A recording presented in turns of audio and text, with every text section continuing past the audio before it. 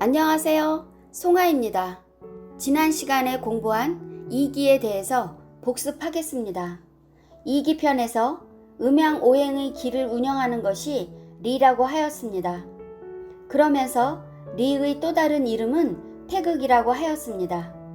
태극은 글씨의 뜻처럼 양극단의 극대와 극미를 아우르는 지고무상의 근본 원리입니다. 그러므로 태극은 우주계 전체의 현상계를 주재하며 만물이 생성과 소멸을 주관합니다. 태극의 동종 활동에서 동일한 지구가 360도를 앞으로 나아갈 수 있는 최고점이 동입니다. 정이란 앞으로 나아간 것만큼 다시 되돌아오는 것입니다. 그러므로 동정이란 지구가 자전과 공전을 하는 의미입니다. 태극의 동종 활동에 의해서 음양의 기가 생성됩니다. 그래서 지구의 자전과 공전 운동으로 순환하고 변화하는 가운데 음양 오행이 있습니다. 이것은 어둡고 밝고 춥고 따뜻한 사계절 기후로 나타납니다. 이러한 음양 오행의 원리는 하도 낙서에서 근거합니다. 오행의 중요한 작용은 상생과 상극에 있습니다. 상생은 생성하는 작용을 하고 상극은 억제하여 균형을 이루는 작용을 합니다. 이러한 까닭에 만물은 현상계에서 존재할 수 있습니다. 그런데 원문에서 설명한 것처럼 우주 변화에 의해서 생성된 음양오행의 기는 일정하지 않다고 하였습니다. 그러므로 사주에서 부족한 오행은 채우고 싶어하고 넘치는 오행은 억제하여 덜어내고 태극의 균형을 이루고 싶어합니다. 그것은 사람만이 오행에 포함되어 있기 때문에 음양오행 작용으로 인한 생로병사와 기륭화복을 극복하고자 하는 것입니다.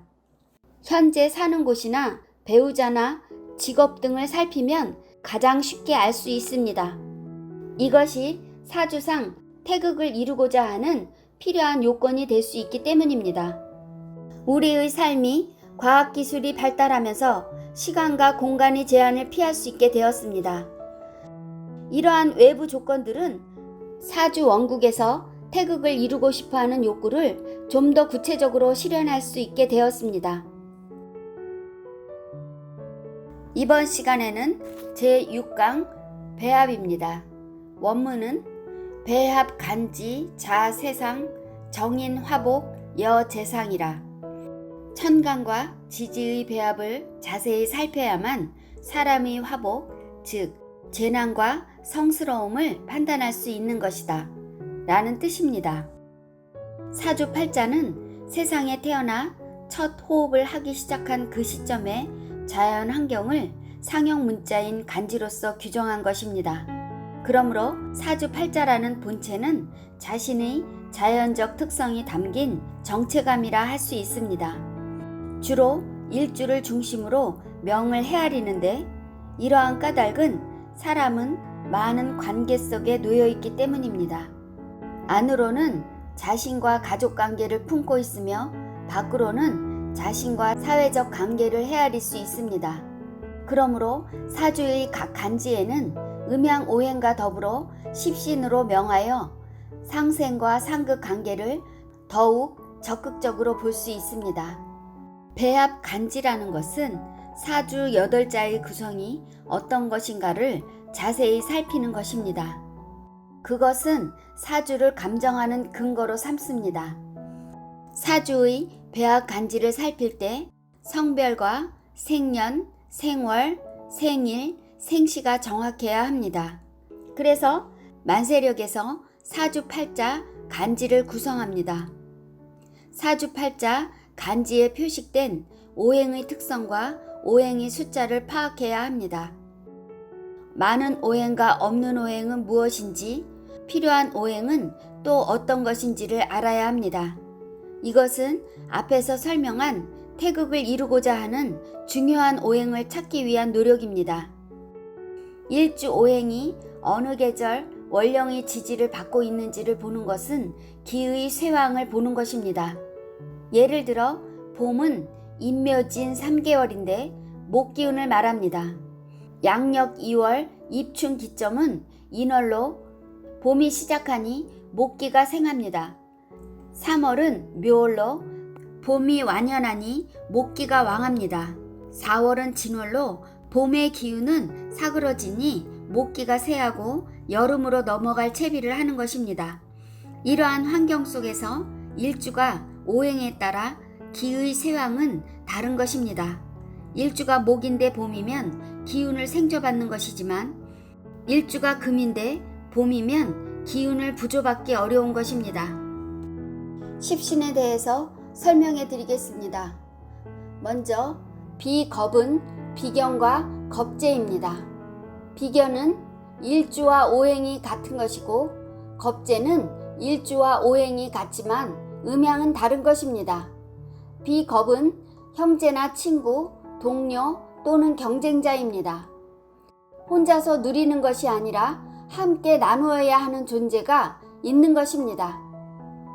식상은 식신과 상관입니다.